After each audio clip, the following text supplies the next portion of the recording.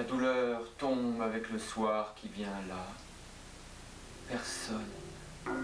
La terre fait écho à la terre.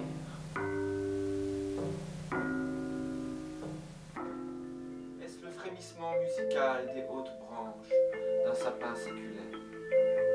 Les filles du village vous diront que c'est la voix des fées qui révèle le passé et prédisent l'avenir.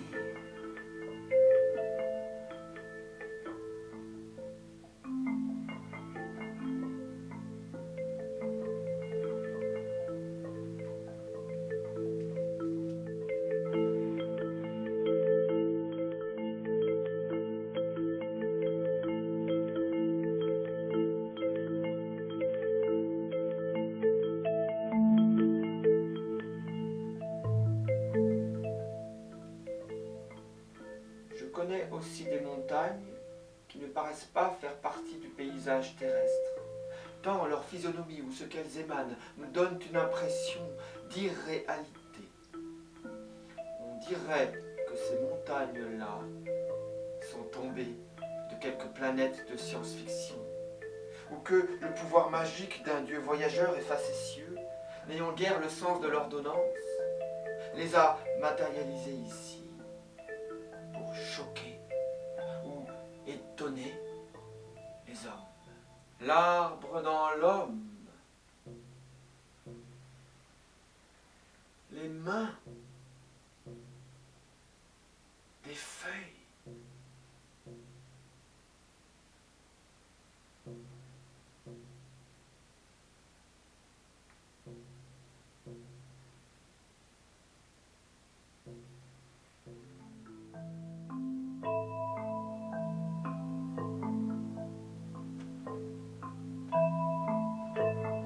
Les hommes qui ont laissé ces signes muets ont été oubliés.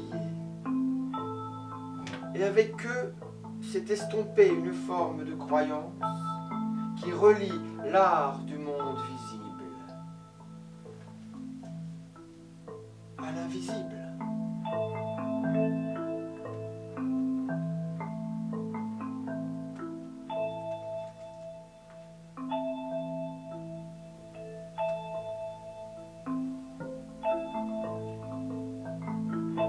Nous n'étions pas encore très éloignés quand je m'aperçus que le mot était creux.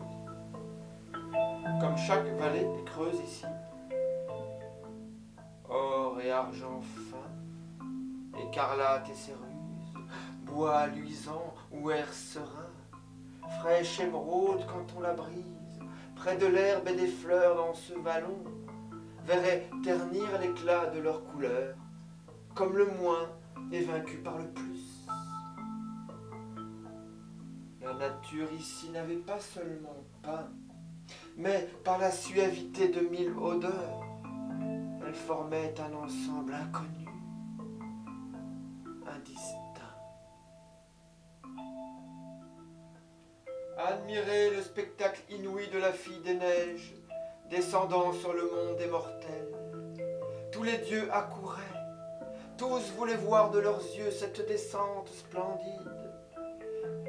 Et leur nombre était tel, et l'éclat des bijoux dont ils étaient parés, si resplendissant, que le ciel sans nuages semblait consteller ces myriades de soleils.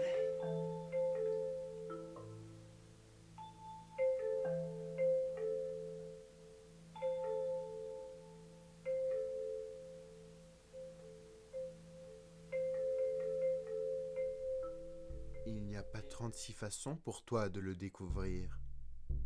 Épouse-moi. Quoi? Là? Maintenant? Tout de suite? Pourquoi pas? Le soleil resplendit à son zénith dans un ciel sans nuages et nous revêt de nos plus beaux atours. Et nous ne serons jamais plus proches, complices et ardents qu'en cet instant précis. J'accepte de tout mon cœur de pierre. Je peux faire que chaque humble pierre devienne une œuvre d'art. Je peux faire pousser sur des arbres rachitiques des fruits gorgés de sucre. Je peux transformer la ligne d'horizon en une entaille pourpre, vivante, comme un long et interminable rubis. Chacune des traces que mes pieds puissants laissent dans la boue devient une ruche qui répand du miel.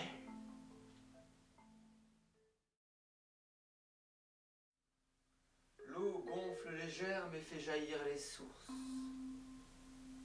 L'eau est une matière qu'on voit partout naître et croître. La source est une naissance irrésistible, une naissance continue. Chaque être humain est à sa manière un glacier, retiré dans sa froide altitude. Car c'est de la profondeur de la glace que les germes de la vie attendent de venir au jour. Frappent en remous tourbillonnant les divers obstacles, sautent en l'air avec une écume fangeuse, puis retombent en faisant rejaillir l'eau percutée. L'élan des zones circulaires qui fuient le lieu de la percussion, les précipitant d'autres ondes circulaires, mues en sens opposé.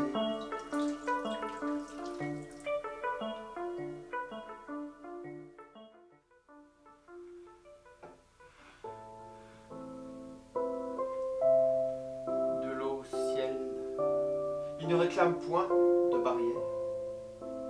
Les nations vont et s'en viennent sans le souiller. C'est un miroir que nulle pierre ne peut fêler, dont le vif argent jamais ne se dissipera, dont sans cesse la nature ravive le doré. Ni orage ni poussière ne saurait ternir sa surface toujours fraîche. Un miroir dans lequel sombre nulle impureté à lui présenter. Que balaie et époussette la brosse brumeuse du soleil, mais envoie le ciel flotter en nuages tout au-dessus de sa surface et se faire réfléchir encore sur son sein.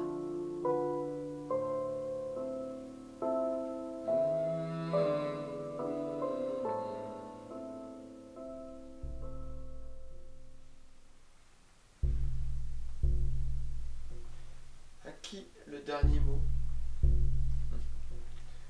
À l'homme. La terre est sienne parce qu'il est la terre. Feu de la terre. Air. Eau. Matière minérale et végétale. Esprit de la terre qui est cosmique. Impérissable. Qui est esprit de toutes les planètes. Et se transforme par son intermédiaire à lui, homme, en signe et symbole, à l'infini.